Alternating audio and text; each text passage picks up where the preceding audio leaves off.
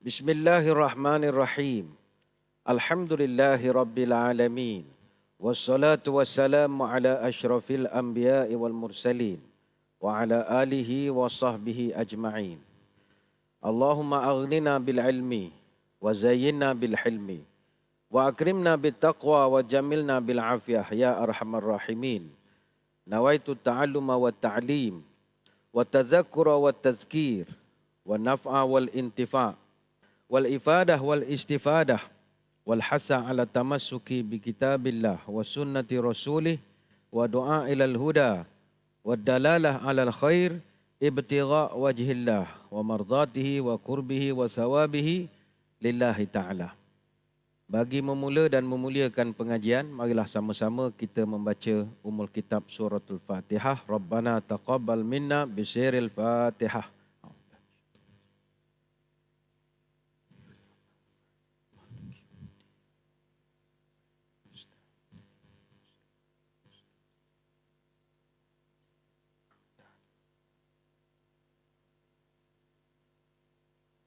Yang dihormati para pegawai, para sukarelawan Masjid Negeri Sultan Ahmad I, seterusnya para pecinta ilmu, tuan-tuan guru, para alim ulama, para habaib, muslimin, muslimat, hadirin hadirat, tuan-tuan, puan-puan, mudah-mudahan dirahmati Allah sekalian.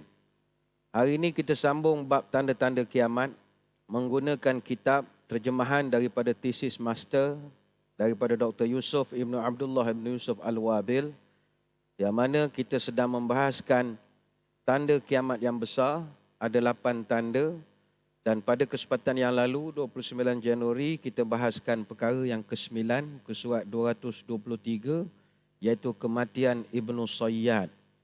Hari ini kita akan sambung balik kepada perbahasan yang ke-10, halaman yang sama. Apakah Ibnu Sayyad itu Dajjal yang besar? Hadirin hadirat yang dirahmati Allah sekalian. Kita dah terangkan pada kesempatan yang lepas tentang permasalahan Ibnu Sayyad ini. Telah dijelaskan tentang keadaan Ibnu Sayyad dan juga pertanyaan-pertanyaan Nabi SAW yang menunjukkan bahawa Nabi tidak mengatakan bahawa Ibnu Sayyad itu jati dirinya secara detail. Sebab baginda sama sekali belum mendapat petunjuk wahyu tentang kedudukan Ibnu Sayyad Dajjal ataupun tidak. Dan ada juga kita dah bincangkan, Umar radhiyallahu anhu pernah bersumpah bahawasanya Ibnu Sayyad itu adalah Dajjal. Dan Nabi pun tidaklah kata no kepada kenyataannya itu. Begitu juga sebahagian sahabat yang berpendapat dengan apa yang diungkapkan oleh Umar, bahawasanya dan yang mana dia bersumpah bahawasanya Ibn Sayyad adalah Dajjal, sebagaimana yang diriwayatkan daripada Jabir, Ibnu Umar dan Abu Zar. Dalilnya kita lihat dari Muhammad Al-Munkadir. Ini hadisnya pada muka surat 223, tak ada matan. Ra'aitu Jabir rabbana abdillahi yahlifu billahi anna ibna Sa'idid Dajjalu. Fakultu atahlifu billahi qala inni sami'tu Umara yahlifu ala dhalika 'inda Nabi sallallahu alaihi wasallam falam yunkirhu Nabi sallallahu alaihi wasallam. Aku melihat Jabir bin Abdullah bersumpah atas nama Allah bahawasanya Ibnu Sayyad adalah Dajjal. Aku berkata, adakah engkau bersumpah atas nama Allah? Dia kata, sesungguhnya aku dengar sendiri Umar bersumpah terhadap perkara itu dekat Nabi. Dan Nabi tidak mengingkarinya. Ini dalam Sahih Al-Bukhari, Kitab Al-I'tisam bil Kitabi was Sunnah. Begitu juga diriwayatkan dari Zaid bin Wahab. Beliau bercerita bahawa Abu Zar radhiyallahu anhuma bercerita dalam kitab ni, tak ada matan juga. La an ahlifa 10 mirarin anna ibna Sa'idin huwa ad-dajjalu ahabbu ilayya min an ahlifa marratan wahidatan annahu laisa bi. Kata Abu Zar, bersumpah 10 kali bahawa Ibnu Sayyad adalah Dajjal, lebih saya suka daripada bersumpah sekali bahawa dia bukan Dajjal. Ini hadis dalam Musnad Imam Ahmad. Selain itu diriwayatkan dari Nafi', Ibnu Umar radhiyallahu anhuma pernah berkata, ni dalam kitab tak ada matan juga. Kana Ibnu Umar yaqulu wallahi ma asyukku anna al-masih ad-dajjal ibnu Sayyadin. Ibnu Umar pernah berkata, demi Allah saya tidak ragu-ragu bahawa al-masih ad-dajjal adalah Ibnu Sayyad. Ini hadis dalam Sunan Abi Daud. Maka persoalannya, adakah Ibnu Sayyad inilah Dajjal, the real Dajjal, Dajjal yang besar? Mari kita lihat perbahasan para ulama tentang hal ini. Muka surat ini kena lompat-lompat sikit ya, sebab saya nak meringkaskan kepada tuan-tuan. Kalau membaca luruh begitu tidur semua. Terus lompat muka surat 229. Sekarang kita balik semula. Dia begini, masalah Ibnu Sayyad ini menjadi perkara yang sangat susah kepada para ulama buatkan satu keputusan. Al-Hafiz Ibnu Hajar telah berijtihad untuk selaraskan antara hadis-hadis yang bertentangan ini. Kata dia cara yang paling mudah kita nak faham dalam menggabungkan makna yang dikandung dalam hadis Tamim dan Ibnu Sayyad sebagai Dajjal. Sesungguhnya Dajjal pada hakikatnya adalah yang disaksikan dalam keadaan terikat oleh Tamim Ad-Dari. Sedangkan Ibnu Sayyad, dia adalah setan yang menampakkan diri dalam bentuk Dajjal.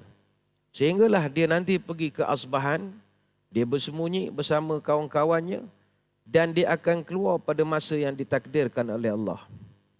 Maka disebabkan rumitnya masalah Ibn Sayyad ini, maka Imam Al-Bukhari berusaha menempuh jalan tarjih, iaitu menentukan yang paling kuat di antara yang lemah. Maka beliau mencukupkan dengan hadis Jabir dari Umar tentang Ibnu Sayyad dan tidak riwayatkan hadis Fatimah binti Qis tentang kisah Tamim. Namun secara umumnya para ulama berpandangan, kata mereka, nampaknya dia dalam hadis-hadis Nabi tidak diberikan wahyu atau petunjuk adakah Ibn Sayyad itu Dajjal. Baginda hanya diwahyukan tentang sifat-sifat Dajjal dan Ibnu Sayyad memiliki ciri-ciri yang possible untuk mengatakan dia Dajjal. Justru itulah Nabi tidak sebut secara pasti bahawa dia adalah Dajjal ataupun tidak Dajjal. Dan kerana itulah Nabi pesan pada Umar Al-Khattab, in yakunhu falan tusallitu alaih. Kalau dia memang Dajjal, maka engkau pasti tak boleh mengalahkannya. Jadi kita bahagikan pendapat ulama' ni kepada dua.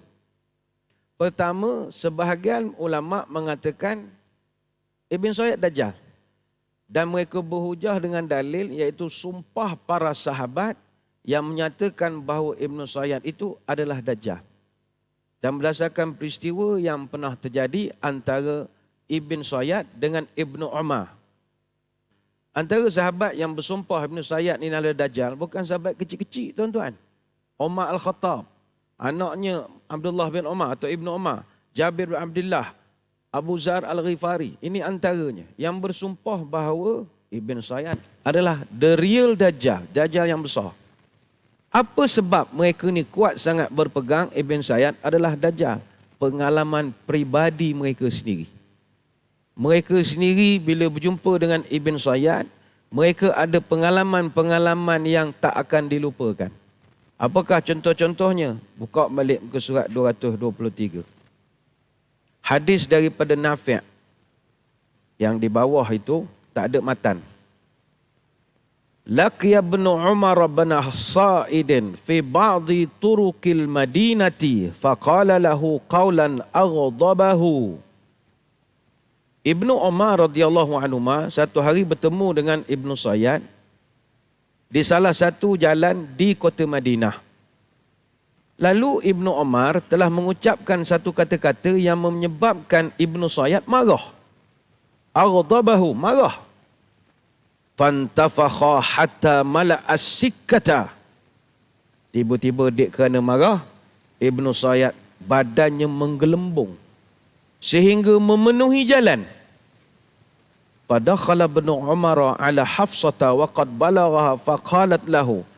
Lalu Ibnu Umar pun lari pergi ke rumah Hafsah dan dia cerita kepada Hafsah apa yang dia nampak. Maka kata Hafsah, rahimakallahu ma aratta mibni Sa'idin amma alimta anna Rasulullah qala innama yakhruju min ghadabatin yaghdabuha. Kata Hafsah, semoga Allah menurunkan rahmat padamu wahai Abdullah. Apa yang awak nak daripada Ibn Sayyad tu? Awak nak benda daripada dia? Bukankah awak tahu Nabi pernah pesan, sesungguhnya dia nanti akan keluar daripada kemarahannya. Ini hadis dalam Sahih Muslim. Jadi bayangkanlah hadirin hadirat sekalian, Ibn Sayyad berubah jadi makhluk lain. Berubah jadi makhluk lain. Macam Incredible Hulk. Hector Hammond, Green Lantern itu. Shape-shifting creature. Berubah. Agaknya yang orang putih buat filem-filem Adiwira berubah-berubah tu. Mungkin dia pun study juga cerita Ibn Sayyad ini. Berubah. Begitu juga dalam satu peristiwa lain, muka surat sebelah 224, perenggan yang kedua, tak ada matan. Falaqituhu laqyatan ukhra wa qad nafarat ainuhu qala faqultu mata fa'alat ainu kama ara. Riwayat juga daripada Nafi' Ibnu Umar radhiyallahu anhuma, dia bercerita, aku pernah berjumpa dengan Ibn Sayyad dan aku tengok mata dia bengkak. Aku tanya dia, sejak bila bengkak mata? Jawab Ibn Sayyad, qala la adri, mana aku tahu? Jawab Ibn Sayyad. Lalu kata Ibn Umar, qultu la tadri wa hiya fi ra'sika. Takkan awak tak tahu mata duduk di kepala awak sendiri?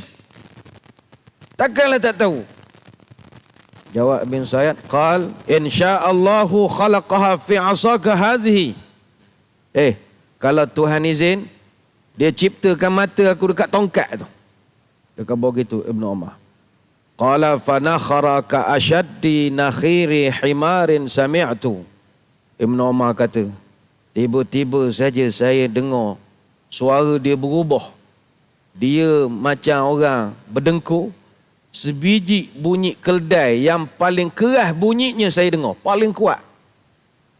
Dia berdengkur. Ini dalam Sahih Muslim. Begitu juga kisah Abu Sa'id Al-Khudri radhiyallahu anhu. Pengalaman dia buat haji. Dalam Sahih Muslim, kitab Al-Fitan wa Asyratus Sa'ah, bab zikru Ibn Sayyad, ada dicatatkan ke surat 224, perenggan yang bawah itu.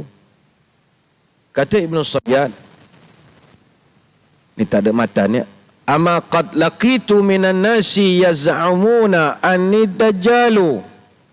Aku berjumpa dengan ramai orang, semua mereka kata aku ni dajjal. Alasta sami'ta Rasulullah sallallahu alaihi wasallam yaqul innahu la yuladu lahu, qala qultu bala. Dia kata, Sa'id Al-Khudri, bukankah kita pernah dengar Nabi beritahu dajjal mana ada anak? Betul tak kawan cakap? Kata Abu Sa'id Al-Khudri, lah, betul. Faqad wulida. Kawan ke ada anak? Aku ada anak, katanya. Awalaysa sami'ta Rasulullah sallallahu alaihi wasallam yaqul la yadkhulul madinata wala makkata. Bukan pernah dengar Nabi beritahu dajjal tak boleh masuk Mekah dengan Madinah? Betul atau tidak? Kata Abu Sa'id, aku dengar. Bala, of course. Faqad wulidtu bil Madinah. Aku ni beranak di Madinah lah, kata dia. Wa hadza ana uridu Makkah. Ni aku nak pergi ke Mekah pula ni. Sama dengan awak ni, nak pergi ke Mekah. Qala li fi akhir qawlihi amma wallahi inni la'alamu maulidahu wa makanahu wa aina huwa. Kata Abu Sa'id, setelah itu Ibn Sayyad berkata kepadaku di akhir percakapannya, ingat, demi Allah, aku tahu di mana Dajjal itu lahir, duduk di mana, kat mana dia sekarang. Kata Ibn Sayyad. Maka kata Abu Sa'id, fala basani.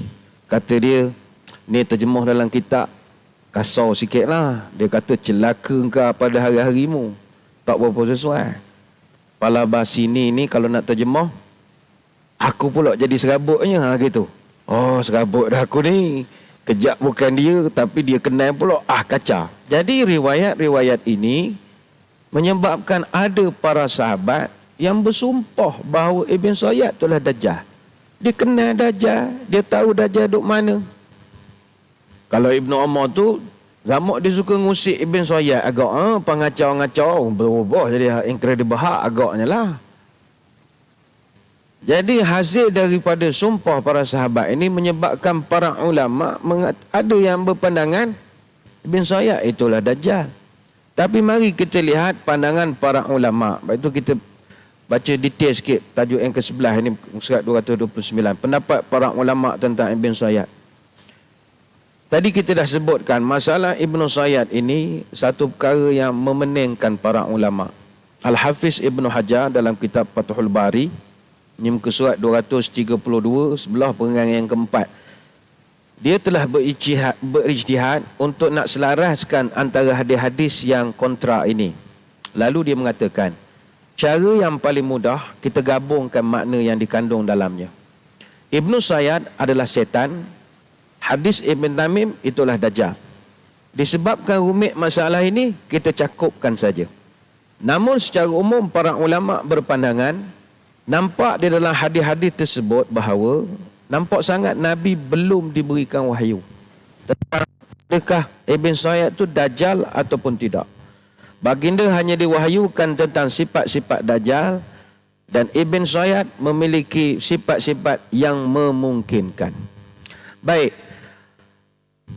apa contoh para ulama yang berpegang kepada pandangan Ibn Sayyad adalah Dajjal? Contoh ulama yang berpegang pada pandangan ini, muka surat 229 perenggan yang pertama, Abu Abdillah Al-Qurtubi dalam kitab At-Tazkirah.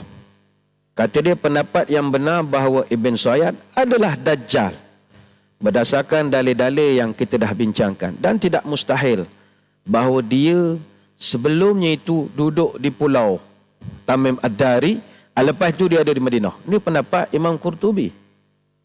Imam besar ni. Bukan imam besar masjid negeri. Ulama besar ni. Imam Qurtubi. Jadi kita raih pendapat ini.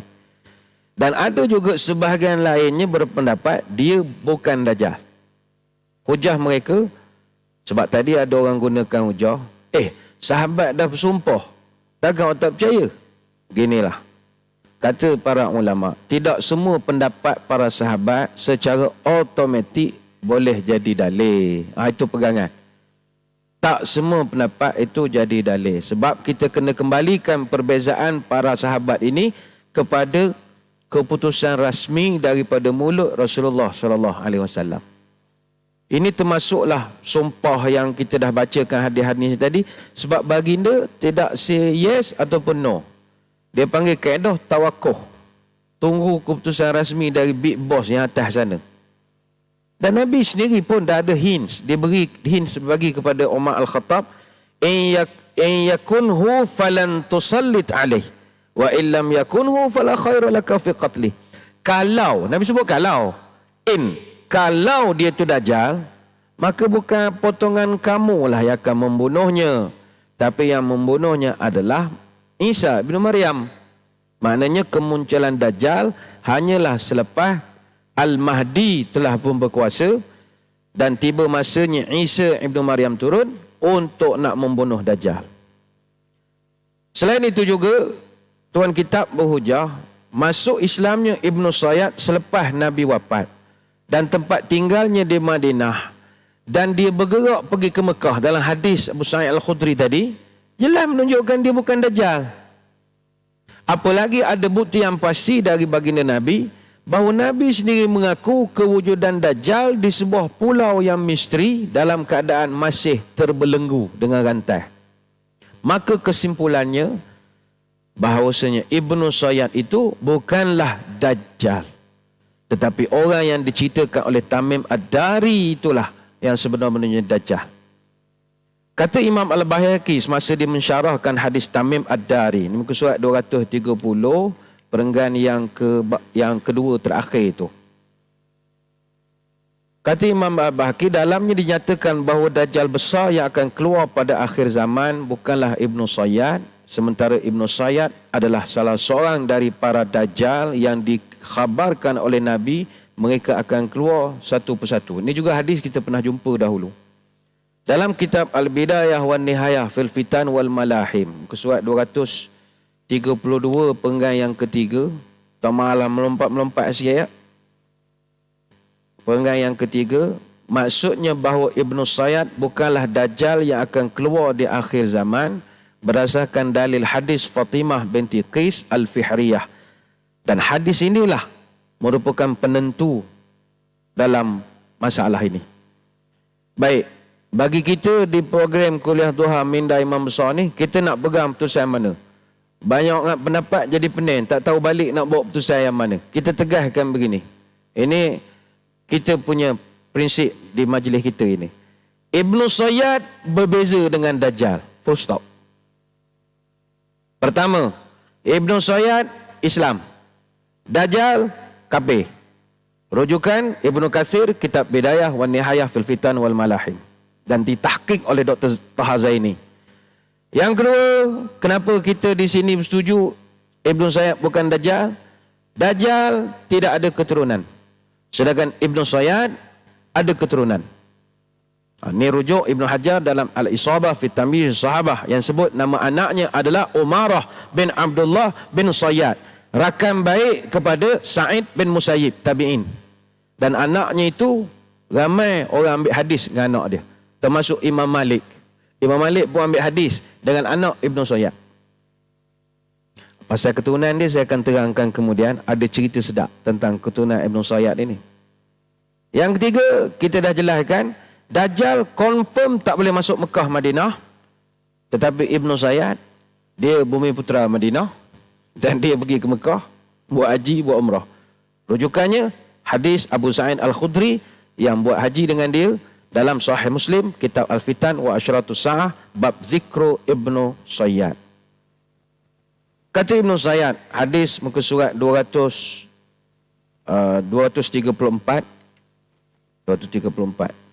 Oh no, kejap. Ini hadis muka surat, oh tak tulis muka suratnya. Ada satu hadis kata Ibnu Sayyad, ada muka surat 224, undur sikit sebab hadis tu dalam kitab kita tak ada matan. Amma qad laqitu minan nasi yaz'umuna anni dajjal. Aku bertemu dengan sebagian orang, mereka mengatakan aku Dajjal. Ini hadis yang kita bacakan tadilah, Abu Sa'id Al-Khudri. Maka panjang hadisnya sampai di punyo dia kata, aku kan beranak di Madinah, aku kan ada anak. Jadi semua itu kata tuan kita menjadi bukti bahawa dia bukanlah Dajjal. Ini kita nak kongsi sikit. Ada orang yang kaitkan Ibnu Sayyad. Kita lupakan masalah Dajjal tu tadi. Dah selesai lah. Mana kita ambil putusan, dia bukan Dajjal. Ada orang, ni teori, tapi menarik untuk kita bahaskan, untuk membanyakkan maklumat. Ada orang yang mengaitkan Ibnu Sayyad ini dengan asal-usul keturunan Rothschild. Saya tak pasti tuan-tuan perempuan kenal atau tidak dengan Rothschild ini. Tapi bagi kita orang Malaysia, kita kena kenal dia. Sebab dia ada kaitan dengan sejarah negara kita. Rothschild ni, keluarga elit Yahudi yang paling misteri dalam dunia. Kaya, tapi low profile. Tak ada nak nunjuk ke orang kekayaan. Orang tak tahu jamban dia rupa apa, kereta dia apa, orang tak tahu. Tak ada nak masuk Malaysia Tetler ke, nak nunjuk dia pergi clubbing, lavish lifestyle, isap sigar pun tak ada. Kaya-kaya dan tak pernah sibuk nak buat kursus nak ngajar orang supaya jadi kaya. Tak pernah buat kursus, lantak langkah. Orang kita kan saya kaya sikit terus jadi penceramah macam mana nak kaya, cocok kepala lah kalau kita cocok kepala. Mula ceritanya begini, tahun 1958, ni keluar sikit pada kita untuk general knowledge. Tahun 1958, ada seorang komander dari Angkatan Tentera Laut Diraja Kanada, nama William Carr. Dia buat satu buku, Pawns in the Game, bidak-bidak catur. Dia bawa beberapa bukti bahawa ada satu kumpulan pemodal elit antarabangsa, keturunan Yahudi, mazhab Lucifer. Dia inilah yang merancang revolusi Inggeris, revolusi Perancis, kejatuhan Napoleon revolusi Amerika, revolusi Rusia, dan perang dunia pertama dan kedua. Punyalah terror puak-puak ini. Lepas itu saya selalu pesan kita, apa juga berita yang kita tengok dalam televisyen, CNN, BBC, Jazeera ke apa saja, please read between the lines. Ada tangan di belakang itu. Dan tak keterlaluan jugalah, wabak ke apa ke, semua ada permainan. Siapakah pemodal elit antarabangsa ini? Orang yang mula kaji tentang kumpulan ini tahun 1788, Profesor John Robinson. Dia buat buku Proofs of Conspiracy. Dan lepas pada tu kajian tentang kumpulan pemodal elit ini banyak. The Secret Powers Behind Revolution, Israel, Our Duty, Our Dilemma, Descent into Slavery, The Most Secret Science, Naked Capital, Zionist Factor, macam-macam lagi. Semua kajian yang dibuat, finding dia jumpa satu nama, Mayer Amschel Rothschild. Didapati Rothschild ini dia berpakat dengan 12 orang kaya di Frankfurt tahun 1773 untuk fund biayai gerakan revolusi sedunia. Tahun itu jugalah mereka sepakat tubuhkan Grand Orient Freemasonry di Eropah untuk buat revolusi sedunia ini. Siapa Mayer Amschel Rothschild? Dia ni asalnya tukang emas, orang Yahudi daripada Eropah Timur, pindah ke Frankfurt, Jerman. Di Frankfurt dia berniaga. Dia ada lambang Red Shield. Red Shield ni perisai merah. Tapi lama-lama Red Shield itu jadi Rothschild. Puak-puak dia ni memang kaya. Dia punya keturunan, punya kekayaan, dia punya ramainya keturunan itu sampai sekarang dia House of Rothschild. Baik, soalannya, apa kena-mena dengan Ibn Sayyad? Baik, ada satu riwayat yang memberikan hint tentang kemunculan puak-puak yang begitu hebat ini. Ibn Sayyad dalam hadis disebut, dia akan memiliki harta dan anak yang sangat banyak. Telah berkata Ibnu Umar radhiyallahu anhu, catatan daripada Jabir. Ini bukan hadis, catatan daripada Ibnu Umar. Qala Ibnu Umar laqituhu marrataini, qala falaqituhu faqultu li ba'dihim. Kata Ibn Sayyad, kata Ibnu Umar, aku pernah jumpa Ibn Sayyad 2 kali. Aku bertemu dengan dia, kemudian aku tanya kepada sahabat, hal tahaddatsuna annahu huwa? Adakah kamu nak bercerita sekarang ni Ibn Sayyad ni Dajjal? Jawab sahabat, la wallah, tak ada, malah dah cerita, kata, dan kamu dah tak cerita dah dia itu Dajjal. Laqad akhbarani ba'dukum annahu lan yamuta hatta yakuna aktsaruhum malan wa waladan fakadzalika huwa za'amul yauma. Sebahagian dari kamu telah bercerita pada aku Ibn Sayyad tidak akan mati sehinggalah dia menjadi orang yang paling banyak harta dan orang yang paling ramai anak daripada kalangan kamu. Ini asar dalam Sahih Muslim. Salah satu fakta penting dalam riwayat ini, Ibn Sayyad disebut memiliki banyak harta dan juga keturunannya akan lebih daripada para sahabat. Dan riwayat ini guna kalimat aktsara bagi menerangkan ciri harta malnya itu, wa waladan aksar. Dalam nahwu Arab, aksara isim tafdil maknanya dia akan lebih banyak daripada orang lain. Maknanya Ibn Sayyad ini dia akan memiliki kekayaan yang melampau dan dia akan memiliki anak keturunan yang sangat ramai. Maka orang yang buat teori konspirasi, wallahu alam, mengatakan Rothschild ini, memang Rothschild ini kaya. Ada satu buku The House of Rothschild, Money's Prophet. Bayangkan sejak zaman moyang je, sejak tahun 1700, zaman Amschel Rothschild tahun 1800, semua kaya-raya. Majalah Forbes letak dia sebagai di tangga ke-7, the 20 most influential businessmen of all time. Bukan main tahun-tahun lagi dah, sepanjang masa. Sampailah keturunan dia paling sekarang ni, Philip Rothschild. Muda lagi, baru umur 48 tahun. Majalah Di New York, gelaukan the man who may become the richest Rothschild. Kaya betul Rothschild ini. Dia beberapa tahun lepas dia beli saham syarikat Lombok Arang Batu di Indonesia. Dia banyak melabur di Indonesia buat ibu negara baru. Wallahualam, tak bukan nak fitnah sampai pulak dek Joko orang. Dia orang ni kaya sebab bank. Dia buat bank. Apa kena mengena dengan kita punya sejarah di Malaysia? Mungkin tuan-tuan orang lama ingat 7 September 1981, ni orang muda tak tahu menahu cerita ni. Masa tu Tun Dr. Mahathir, dia telah arahkan supaya dibuat dawn raid. Dawn raid ni serang hendak waktu subuh. Iaitu kita masa tu nak rampas balik syarikat-syarikat, sekarang ni GLC lah, dulu milik British, Guthrie, Sam Darby apa semua dulu. Mana Malaysia ni kita merdeka tapi tanah bukan kita punya, semua orang putih punya. Buat ladang getah, pocong, sepang apa semua merdeka. Celah mana tanah bukan hak kita.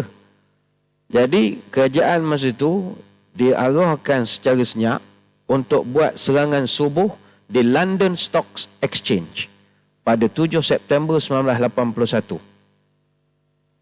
Diarahkan ketika itu kepada pakar-pakar anak muda ketika itu untuk rampas balik syarikat Guthrie. Rampas Guthrie yang milik British, dah umur dah 100 tahun ketika itu. Dan kebijaksanaan orang Melayu, terror, 4 jam je rampas dapat. Bawa balik ke Malaysia. Macam cerita James Bond ni sebenarnya. Dan akhirnya 200,000 ekar tanah berjaya balik dan jadi hak kerajaan, jadi hak Malaysia balik. Hasilnya berlakulah pencantuman Guthrie, Golden Hope, Sam Darby, GLC yang kita kenal sekarang. Tapi tak ramai orang tahu cerita di sebalik serangan subuh itu. Syarikat Rothschild, dialah yang bantu pemodalan Nasional Berhad dalam dawn raid itu. Rothschild yang bantu. Dia orang berjaya pujuk MNG Investment Trust, sebuah syarikat amalan saham Inggeris. Dia pegang 17% saham dalam Guthrie untuk jual 11% saham mereka kepada kita. Macam mana dia pujuk kita tak tahu. Ini terornya Rothschild punya empire. Jadi kita nak mengutuk pun tidak, terima kasih pun tidak, tapi itulah kena-mengena dengan kita Rothschild. Dan tuan-tuan marah Rothschild Yahudi lah itulah ini. Dia yang fun untuk nak dapatkan balik tanah itu. Bacaan lanjut ni bukan bacaan tepi jalan ni, orang buat buku tepi jalan ni.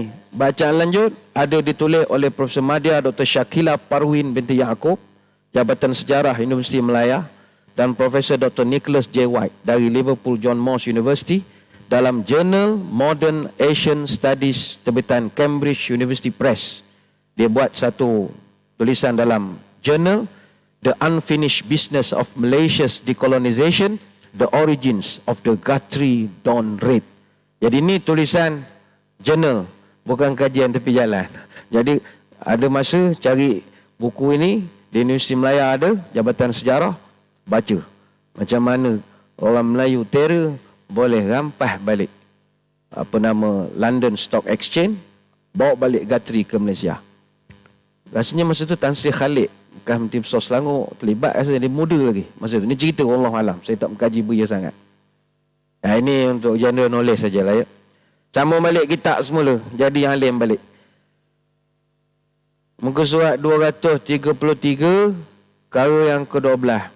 Ini agak teknikal sikit, tapi kita kena bincang sebab walaupun minggu lepas kita ada buat minta pendapat daripada hadirin hadirat, ada yang cadangan, tak payahlah detail sangat, lompat-lompat je lah. Ni habis dia lompat dah ni. Kalau tinggal tak amanah. Kalau tinggal bab tak amanah. Jadi saya usahakan untuk nak ringkas ya. Ibn Sayyad itu hakiki bukan dongeng. Isu yang pertama, ini isu daripada Abu Ubayyah.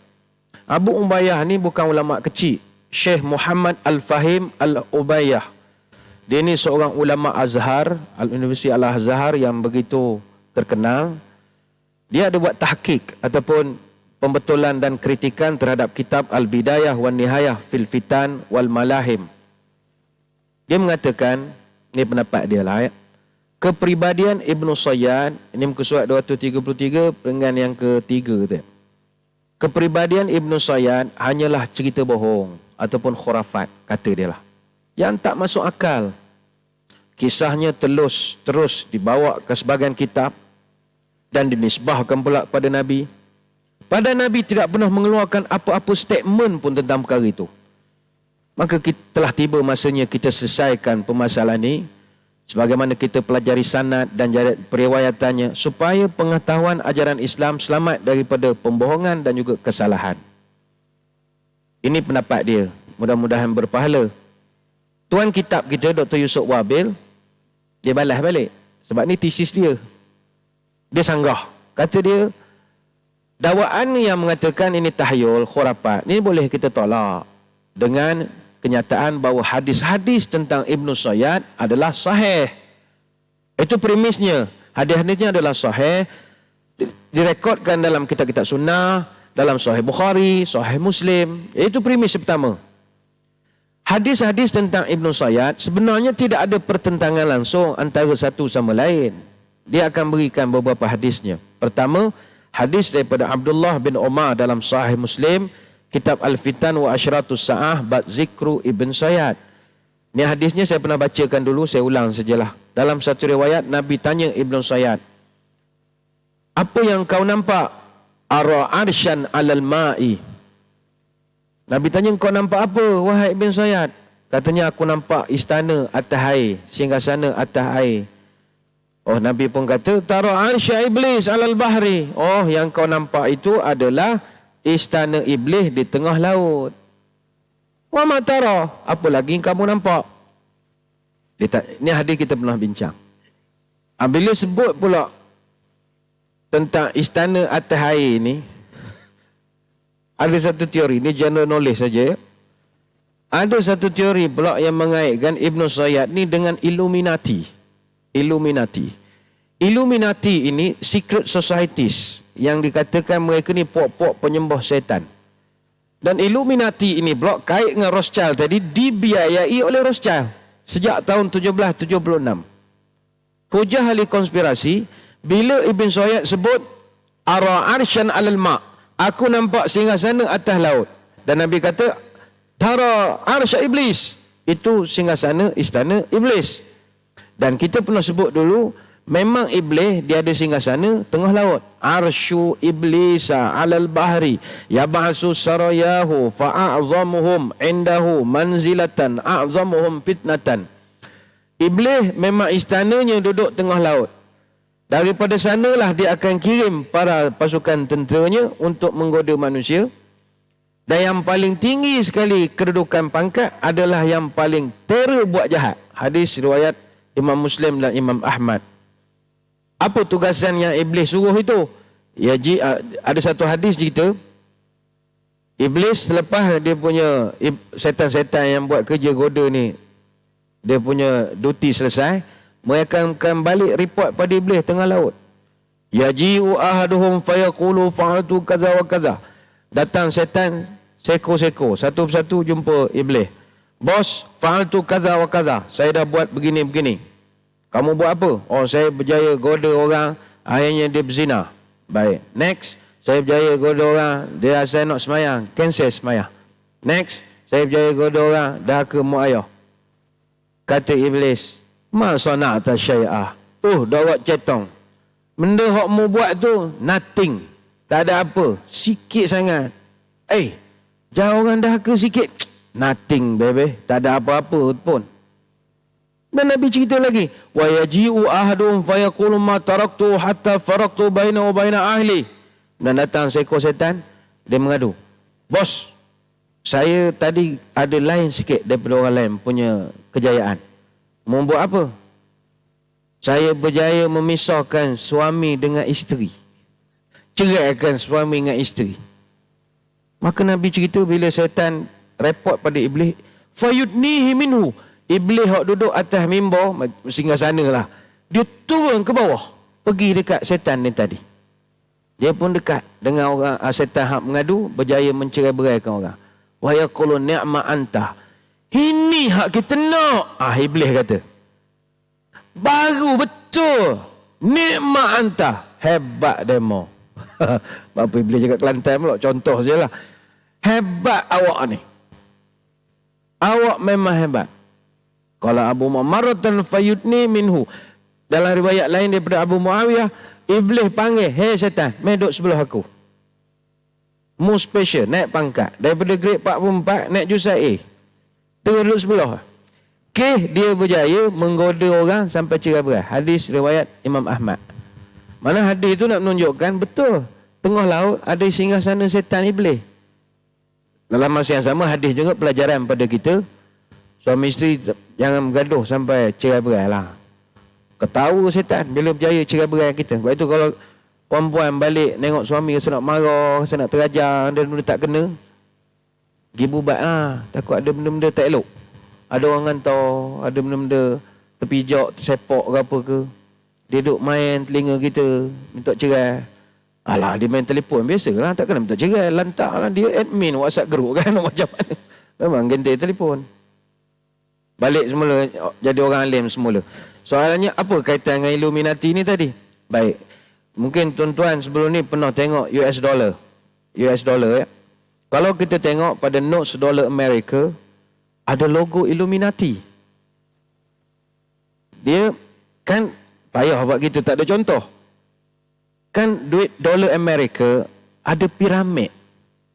Piramid dengan puncaknya itu ada satu mata. Tak kepelik ngapa Amerika buat duit yang ada gitu. Macam kita buat museum, gambar benda gitu, buat ladang getah kan orang. Dia buat piramid ada mata satu. Dan piramid itu pula dikelilingi oleh laut. Balik boleh cek atau Google je lepas nikah. Piramid ada laut. Dan mereka gelarkan itu sebagai the Masonic Seal of America.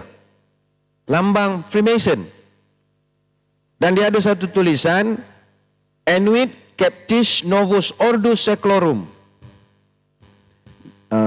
Atas tu Annuit Coptis, tengah ada gambar piramid atas air, bawah tu Novus Ordo Seclorum. Annuit Septis Novus Ordo Seclorum announcing the birth of the new world order. Kenapa dia perlu tulis benda begitu atas duit dia? Tulis in God we trust ke, God bless America, okey. Tapi kenapa nak announce new world order? Dan kenapa digelarkan sebagai Masonic? Bahasa Arab, Masonic ni kita panggil Al-Masuniyah. Mason ni asalnya tukang bangunan, engineer bangunan. Tukang bangunan, orang yang bangun bangunan. Macam bangunan Haikal Sulaiman tu, dia nak bangunkan Haikal Sulaiman semula. Haikal Sulaiman ni kan the Temple of Solomon, yang kononnya duduk bawah Masjidil Aqsa, yang sekarang dia nak gali balik, tu orang rapuh Masjidil Aqsa tu. Dia nak bangunkan balik tamadun Nabi Sulaiman. Jadi mereka nak mendirikan balik kekuasaan Nabi Sulaiman. Jadi mereka ni gelarkan the Masonic. Masonic seal ni banyak. Ni cerita anak beranak lah ya. Kalau viral-viral lah, lentak lah. Dia ada hak macam set tulis geometri tu. Kat Malaysia ni ada banyak bangunan Masonic. Tuan-tuan boleh cari di Pulau Pinang, Kuala Lumpur, Ipoh, Seremban, Melaka, Muar, Johor Bahru, Sandakan, Sungai Petani, Petaling Jaya, Labuan, KK, Tawau. Ada bangunan-bangunan lama yang ada logo itu. Soalan, Kuantan ada tak bangunan Freemason Masonic ini? Ada. Mana nak cari? Pergi belakang share Teluk Sisik. Ada lah. Cari lah kalau rajin. Dia tulis atas nama Lodge ataupun nama DGLEA, District Grand Lodges of the Eastern Archipelago, ataupun Lodge Besar Kepulauan Timur. Pok ni dah wujud kalau di Malaysia sejak tahun 1916 lagi. 20 Oktober 1916. Keseluruhan kita ada 14 lodge. Thailand ada 4 lodge Freemason. Sangat misteri. Tuan-tuan kalau lalu pok, ngapa ada logo? Kenapa kena ada pok?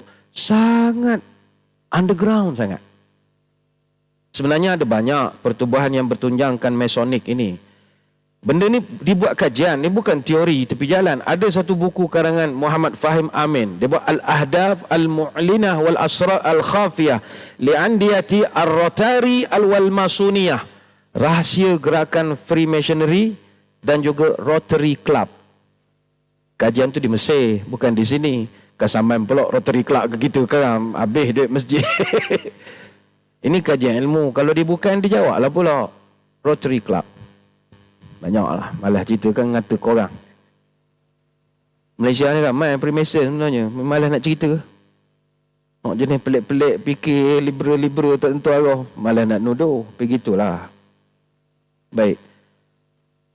Balik pada hadis hak tadi, Nabi tanya, selain pada istana atas air, apa lagi kamu nampak? Dia jawab, ara sadiqaini wa kadhiban au kadhibaini wa sadiqan. Aku nampak dua orang jujur, seorang penipu. Kemudian dia berubah fikiran. Bukan. Aku nampak seorang penipu, dua orang penipu, seorang orang jujur, kata dia. Kemudian kata Nabi, lo bisa alaihi da'uhu. Mu ni bolok sungguh. Tinggalkan dia, jangan kawan dengan dia. Hadis dalam Sahih Muslim. Jadi kata tuan kitab, hadis ni jelas. Macam mana Syekh Abu Ubayyah, kita respect dia. Tapi macam mana dia kata hadis ni dongeng? Ni cerita betul. Nabi borak betul. Ini hujah daripada tuan kitab. Yang kedua, hadisnya Ibnu Umar ada tambahan cerita lagi. Tuan-tuan kena ingat. Bila sebut Ibnu Umar radhiyallahu anhu, dia ni anak Umar Al-Khattab. Ibnu Umar ni bukan calon sahabat. Ibnu Umar ni, dia tiru sunnah Nabi, photostat 100%. Ibnu Umar antara sahabat Nabi yang ikut ittiba' sunnah 100%. Dia ni pesen, setengah sahabat kata, kalau dia naik kuda, nak jalan straight, dia pusing dulu kadang. Dan yang kau ni buat apa? Main pusing roundabout, tak ada roundabout kau pusing. Dulu Nabi buat gini, baru jalan lurus. Nabi lu pusing sebab ada tempat musing, awak pusing buat apa? Ikut sunnah bawah. Dia pusing dulu. Sampai begitu. Dia nak naik kuda, dia ketawa dulu. Ha. Apa mau ketawa? Nabi lu nak jalan ketawa dulu. Mungkin Nabi ketawa, ada sahabat buat kelakar. Dia tiru semua. Jadi tuan kita kata, Ibnu Umar pun ada dalam cerita ini. Dia ada tambahan dalam Sahih Bukhari, kitab Al-Janaiz, bab iza aslama sabiyu famata hal yusalli alaih. Lepas kejadian Nabi dengan Umar Al-Khattab, Nabi bersama dengan Ubay bin Ka'ab pergi pula ke sebuah kebun kurma. Ini kata Ibnu Umar. Dalam kebun kurma ada Ibnu Sayyad. Dengan sembunyi-sembunyi, baginda berusaha untuk nak dengar. Ini kita dah bincangkan minggu lepas. Nabi nak dengar apa yang Ibn Sayyad cakap, Nabi nak kaji. Jadi Nabi nampak ketika itu Ibn Sayyad sedang berbaring, kenakan baju yang agak kasar buatannya. Tiba-tiba mak Ibn Sayyad nampak Nabi tengah sekodeng belakang pokok kurma. Mak dia pun beritahu kepada Ibn Sayyad, ya Sopi, Sopi. Nama timang-timangan Ibn Sayyad lah. Wahwa ismus Sayyad. Hadza Muhammad. Muhammad ada belakang pokok. Maka Ibnu Sayyad terus melompat, lari. Lau tarakathu bayyin. Kalaulah maknya tak kacau, nescaya banyak maklumat aku jelas, makin clear siasatan kita ini. Ini dalam Sahih Bukhari. Dan yang bawa cerita Ibnu Umar, bukan jalan-jalan orang. Yang ketiga kata tuan kita, riwayat Abu Zar dalam Musnad Imam Ahmad. Wa kana Rasulullah sallallahu alaihi wasallam ba'athani ila ummihi qala salha kam hamalat bihi. Hadis yang kita dah bacakan minggu lepas. Nabi utuh Abu Zar untuk jadi IO, investigation officer. Pergi siasat mak dia. Kau jangan tanya budak tu. Tanya mak dia berapa soalan. Kau mengandung dia berapa lama? Ni kita dah ceritakan. Mak dia jawab, hamaltu bihi 12 syahran. Saya mengandungkan dia 12 bulan. Setahun mengandungkan Ibn Sayyad.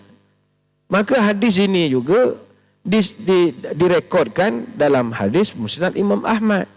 Jadi kata tuan kitab, tak perlu kita petikailah khurafat tak khurafat. Clear.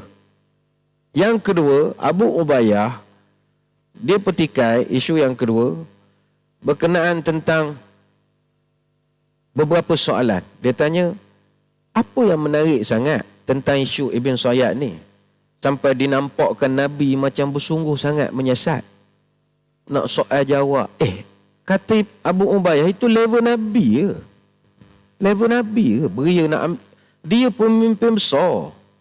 Nak kaji Rom, Parsi, nak kaji Wahyu. Takkanlah mamat budak umur 10 tahun cakap tak tentu arah, terabur tahu benda-benda. Takkan Nabi nak cara. Come on, kata dia lah. Come on, man. Itu pendapat Abu Ubayyah. Yang kedua, takkanlah masuk akal ke tidak? Takkan Nabi sampai nak kena skodeng. Hello, kata dia. Come on. Jatuh standard. Takkan mesti besar skodeng. Belik tiam tengok ceramah kuliah imam besar. Tak kena. Skodeng. Dia ada pegawai. Susah sulit. Ada susah politik. Padan nak buah buat kerja. Wah, ni pandangan Abu Ubayyah. Tapi apa kata tuan kita? Begini, ni tuan kita ni master dia ni. Katanya Nabi, dia teliti. Dia nak menteliti, nak cek betul Ibn Sayyad ini, adakah dia ni betul ataupun tidak. Sebab isu Ibn Sayyad dah jadi isu negara. Sahabat dah hilang fokus. Hak ni wallahi Ibn Sayyad. Hak ni kata dok. Hak ni dengar dah jadi incredible hak. Hak ni kata dia dah sumpah mata muduk tongkat aku buat sekarang. Hak ni dah bunyi ngelupur, bunyi keledai. Benda ni dah dijadi bincang di kalangan para sahabat yang senior. Jadi Nabi atas dasar tanggungjawab, dia kena ambil tanggungjawab, selesaikan. Kecil bagi kita, tidak bagi Nabi. Ini keharmonian. Ini keharmonian. Dia sendiri sesat. Yang kedua, tentang persoalan kenapa Nabi tidak menghukum pengakuan Ibn Sayyad. Ibn Sayyad kan, tuan-tuan ingat hadis kita sebut minggu lepas. Nabi tanya kepada dia, betul tak aku Nabi? Aku naik saksi, mu Nabi. Kan Ibn Sayyad tanya pula Nabi, mu naik saksi aku Nabi kok? Ingat tu tidak hadis itu? Takkanlah Nabi tak beri hukuman. Dia begini, kata tuan kita, Ibn Sayyad ni dia Yahudi. Yahudi yang bumi putera Madinah. Kata tuan kita, Nabi pula, dia ada perjanjian dengan orang Yahudi. Nabi ada buat satu piagam dengan orang Yahudi masa mula-mula hijrah dulu. Nabi masa mula-mula sampai, ni standard kita tahu cerita ni, masa Nabi hijrah buat 3 perkara. Bina masjid, mensaudarakan Ansar dan Muhajirin. Yang ketiga buat perjanjian. Nabi ada 10 perjanjian yang buat dengan sekitar orang Madinah. Banu Damrah, Banu Ghifar, Mudlid, Johannah, Khuza'ah, Muzainah, Aslam, Asja', Amir Ikramah serta Banu Abdul Ibn Adi. Nabi buat perjanjian, mu tak kacau aku tak kacau mu. Mu buat kesalahan, kita timbangkan. Kalau berat sangat, aku ambil tindakan. Ada perjanjian. Dan Nabi adalah orang yang sangat berpegang pada janji. Kalau orang tu langgar melibatkan dasar, dia akan lawan. Sebagaimana terjadi Fathu Mekah. Nabi buat 4 perjanjian politik di timur laut Madinah. Najat, Yamamah, Oman, Hadramaut dengan Bahrain. Dan Nabi ada 4 perjanjian dengan orang Yahudi. Yahudi Khaybar, Fadak, Timak, Wadi Al-Qura. Jadi kalau ada orang tanya, kenapa Nabi tak ambil tindakan? Orang tu ngaku Nabi. Pertama dia budak. Yang kedua dia Yahudi dan ada MOU. Bukan terus boleh ambil tindakan. Ada prosesnya. Ada proses. Sebab itu bila Omar kata, ya Rasul, biar aku kerat leher dia sekarang. Omar panah. Biar aku kerat, kau ajar mengaku Nabi. In yakunhu falan tusalid alaihi wa illam yakun fala khaira laka fi qatlih. Nabi pesan kepada Omar, tak payah. Kalau betul dia dajjal, bukan awak yang bunuh dia. Dan kalau dia bukan dajjal, kita tidak boleh membunuh orang yang dalam perjanjian. Itu Nabi sebut. Maka jawapan inilah juga kata tuan kitab dipegang oleh Al-Khattabi, Al-Baghawi, Al-Ibn Hajar dan ramai para ulama yang lain. Jadi selesailah tentang sanggahan Abu Ubayyah tentang benda itu adalah dongeng. Kata tuan kata, dok, Ibn Sayyad cerita real. Tapi dia bukan dajjal. Terus masuk muka surat 236. Kita pergi perkara yang 13, tempat keluarnya dajjal. Hadis daripada Fatimah binti Qais, ala innahu fi bahri Syami atau bahri Yamani. La bal min qibal al-masyriq ma huwa min qibal al-masyriqi ma huwa wa awma'a bi yadihi ila al-masyriq. Ketahuilah sesungguhnya dajjal berada di laut Syam Kemudian Nabi macam tukar pula. Laut Yaman. Oh tidak. Dari arah timur, kata Nabi. Dan beliau tunjukkan tangannya ke arah timur. Dan kata para ulama, dari arah timur iaitu dari Khurasan, dari perkampungan Yahudi Asbahan. Dalam Mu'jamul Buldan, kata Yaqut Al-Hamawi, Khurasan ini sebuah negeri di sebelah timur. Di dalamnya ada beberapa wilayah dan negeri, Naisabur, Harrah, Marwah, Balkha, dan ada sungai Jaihun. Hadis daripada Abu Bakar As-Siddiq radhiyallahu anhu, Ad-Dajjalu yakhruju min ardin bil masyriqi yuqalu laha Khurasanu. Dajjal akan keluar dari bumi di arah timur yang dinamakan sebagai Khurasan. Adapun Asbahan ini tempat tersebut sekarang dikenal dengan nama Syahrastan. Berdasarkan sejarah, ketika Raja Rom bernama Bukhtansar menuju ke Baitul Maqdis dan menawan penduduknya, maka dia telah membawa orang Yahudi bersama dia dan dudukkan di Asbahan. Hadis daripada Anas bin Malik, yakhrujud dajjalu min yahudiyyati Asbahanu ma'ahu sab'una alfan minal yahuda. Dajjal akan keluar dari perkampungan Yahudi Asbahan, bersamanya ada 70,000 orang Yahudi. Maknanya dia punya tempat keluar, ulama moden mengatakan somewhere between Iran and Syria. Itu dia punya location je. Tapi tuan-tuan, ni cerita anak beranak juga lah ya. Asbahan ni, wallahu a'lam, mungkin bukan di Iran. Itu kita kena jelas. Apa sebab? Kat Kuala Lumpur pun ada Asbahan juga. Saya tak tahu di BKM mana dapat idea, dekat Sogo, Jalan Asfahan. Kita takut Dajjal keluar kat Sogo. Tuan-tuan pergi, kalau tak berjaya kan khabar saya fitnah pula. Tak, saya tak faham di BKM, apa dia nak namakan jalan tu Asfahan. Ini bukan cerita berdoa. Cerita betul. Minta-minta lah Kuantan jadi bandaraya esok, jangan buat kelakar pun nama pelik-pelik. Takutkan semua tempat keluar Dajjal belaka tempat tu esok. Jalan Khurasan, Teluk Sisik tukar Jalan Khurasan, rubah keluar dari Jalan Khurasan. Jangan. Itu yang read between the lines itu ya. Elok tukarlah Isfahan Road tu jadi jalan lain. Jalan Mekah ke, tapi tak sesuai pula, tak senonoh keliling tu. Boleh benda patut. Ni Allahu'alam, ni sekadar lontaran spark of ideas sajalah ya. Cuma pesanan saya tuan-tuan sekalian, kita jangan termakan dengan bisikan syaitan yang membisikkan supaya kita sibuk nak tahu di mana Dajjal sekarang.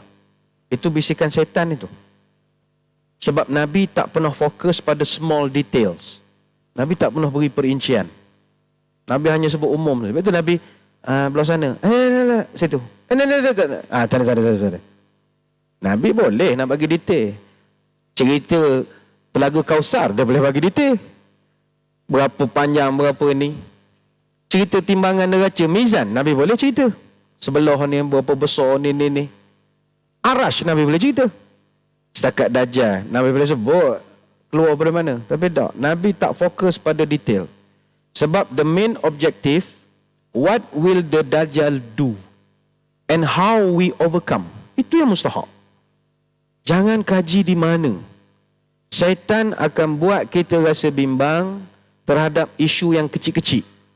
Is it Dajjal here? Is it not here? Where is he? Where he's hiding? Itu kerja syaitan.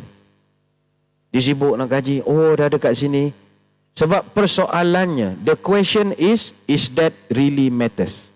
Adakah mustahak untuk tahu Dajjal itu ada di mana? Yang penting, Nabi ajar macam mana nak lawan. Bukan lawan, lindungi. Sebab itu kalau tuan-tuan perasan, tak ada hadis Nabi suruh, sekiranya kamu berjumpa Dajjal, bunuhlah dia. Nescaya kau masuk syurga dengan aku. Tak ada. Sekiranya kamu dengar Dajjal turun di mana-mana, bersegeralah kamu pergi kepadanya. Kumpulkanlah kekuatan, kibarkanlah bendera hitam. Kalau kamu mati syahid. Tak benar. Tapi yang Nabi ajar, kalau Dajjal sudah keluar, bacalah sekian. Kenapa Nabi suruh baca surah Al-Kahfi? Ni read between the lines ya. Cerita Al-Kahfi adalah cerita orang sembunyi dalam gua. Nabi suruh sembunyi. Itu falsafahnya. Puan-puan, tuan-tuan, cuba hayati surah Al-Kahfi. Nanti kita akan sampai bab itu. Cuba balik ni hayati. Kenapa surah Kahfi? Sebab Kahfi ni cerita berlindung. Dia tak keluar melawan raja itu. Dia baca. Sebab itu saya selalu ulang. Veteran UTK, GJK, VET 69. Tak payahlah semangat ngasuh parang. Tak perlu pun.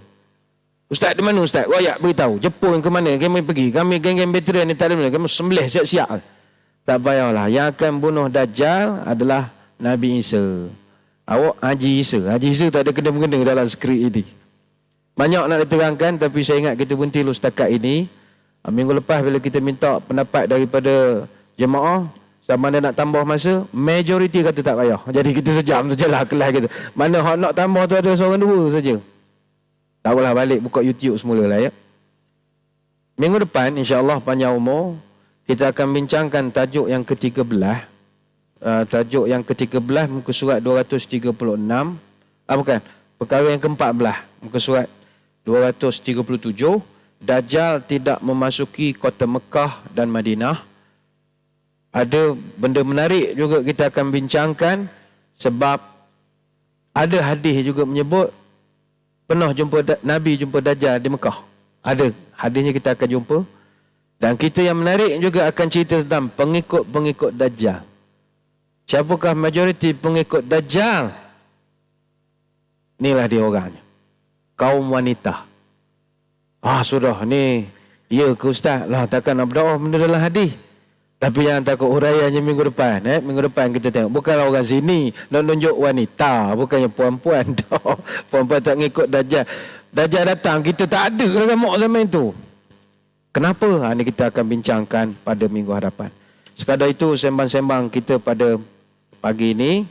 Dan seperti yang kita semua maklum, kami di Masjid Negeri mulai hari ini sampai hari Jumaat, kita sajikan kepada tuan-tuan puan-puan hidangan sajian kerohanian. Malam ni kita ada ceramah daripada Ustaz Fauzi Mustafa, tajuk Ujian Allah. Ujian Allah. Pagi esok, ni jemput ibu-ibu mesti datang.